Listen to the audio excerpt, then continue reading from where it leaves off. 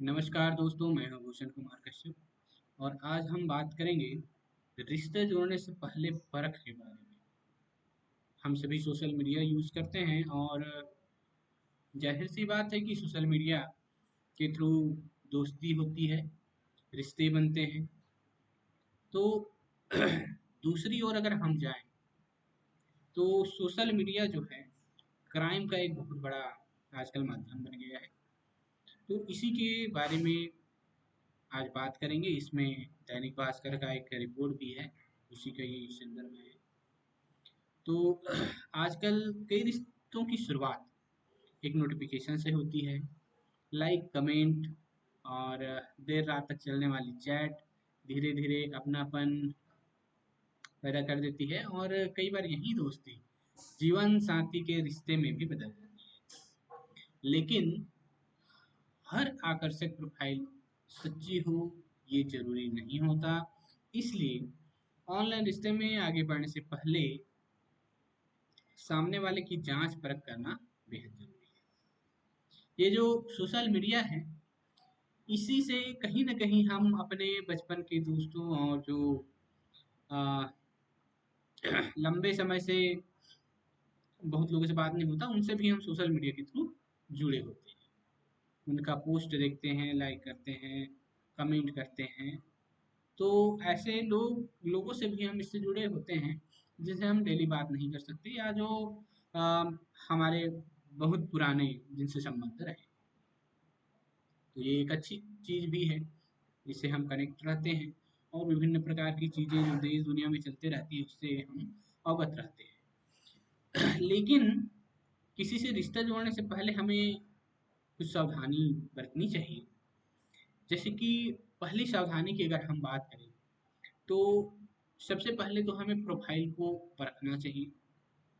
केवल आकर्षक profile photo या हजारों फॉलोवर्स देखकर किसी को हमें वास्तविक नहीं मानना चाहिए।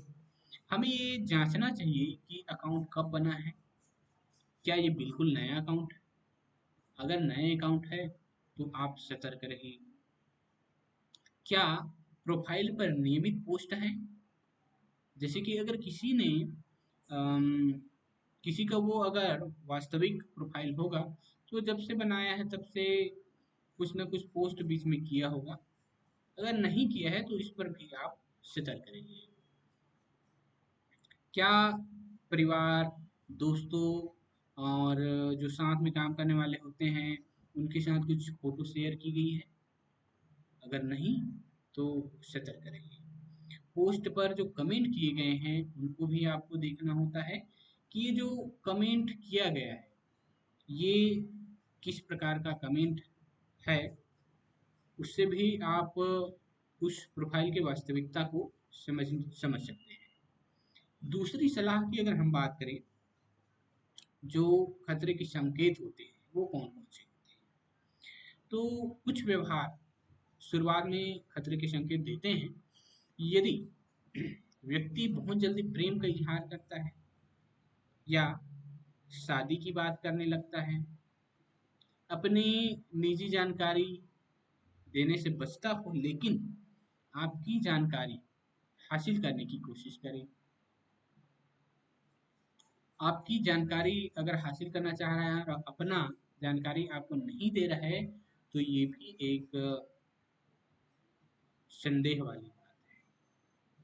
भावनात्मक दबाव बनाकर सहानुभूति हासिल करना अगर चाहता है, आर्थिक परेशानी बताकर पैसे की मांग करता है तो सतर्क रहें। निजी फोटो या वीडियो मांगने पर बिल्कुल ना दें। तीसरी सलाह, अगर हम तीसरी सलाह की बात करें तो हमें उसकी पहचान की पुष्टि करनी चाहिए।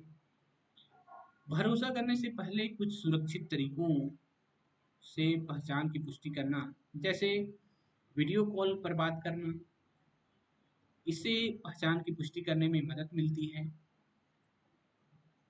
व्यक्ति की नौकरी या व्यवसाय की जानकारी प्रोफेशनल प्लेटफॉर्म पर क्रॉस चेक करें। अलग अलग सोशल मीडिया प्लेटफॉर्म पर उसकी मौजूदगी देखें, है कि नहीं है। ये तीसरी और बहुत महत्वपूर्ण सलाह है जो मैं आपको बता रहा हूँ। इसके बाद हम चलते हैं चौथी सलाह की ओर। तो भरोसा, किसी पर एकाएक भरोसा नहीं करना चाहिए, चाहे वो कितना ही अच्छा बात क्यों ना कर रहा हो। भरोसा धीरे धीरे करना चाहिए। ऑनलाइन बातचीत में भावनाएं जल्दी विकसित होती हैं या हो सकती है, पर विश्वास समय के साथ ही बनना चाहिए।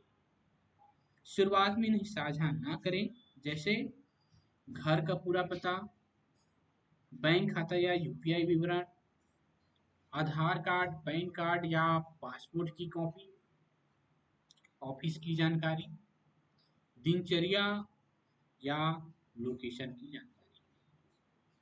ये सभी चीजें बहुत सोच समझकर और सावधानी से ही शेयर करें।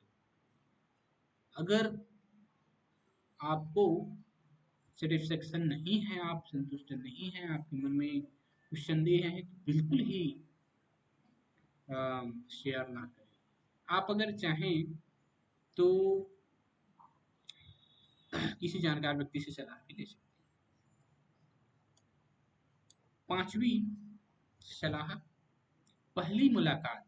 अब जाहिर सी बात है कि दोस्ती होती है तो कुछ समय बाद मिलने जुलने की बात होती है, हम बातें कर रहे हैं रोज, तो अम, कुछ समय बाद क्या होता है कि चलो कहीं घूमने चलते हैं, ये ऐसी बातें जाहिर सी बात है आती है।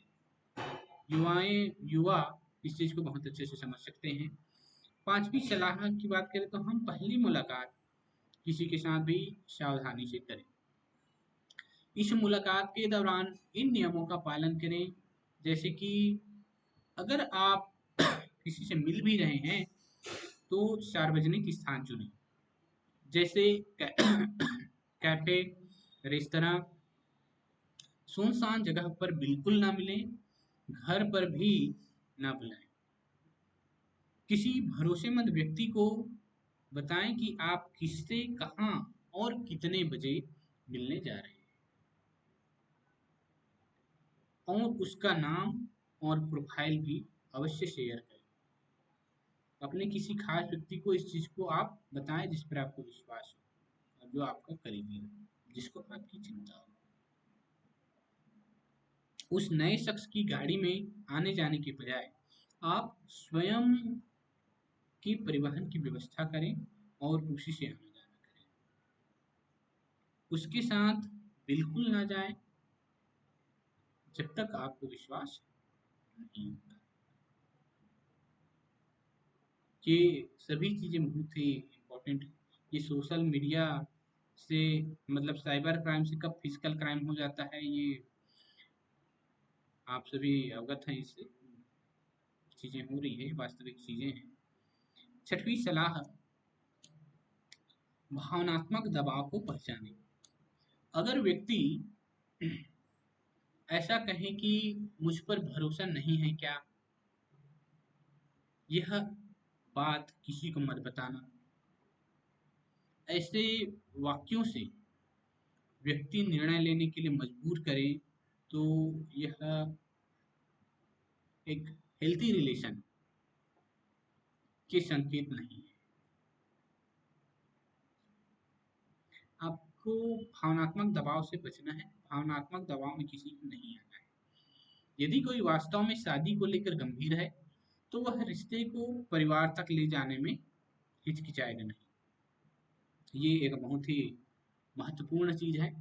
अगर कोई व्यक्ति आपसे शादी करना चाहता है तो वो पर्सनली किसी चीज को आगे बढ़ाने से पहले वो उस चीज को पर्सनली, तो मतलब परिवार तक लेकर जाएगा। ये चीज है, तो व्यक्तिगत रूप से आगे बढ़ने से पहले बचें। और जो भावनात्मक दबाव है, जैसे कि मुझ पर भरोसा नहीं है क्या, ये, और कुछ अगर चीज़ें शेयर हो रही है तो इसको किसी को मत बताना, ऐसी चीज़ों से थोड़ा सावधान रहें। तो आज के लिए इतना ही।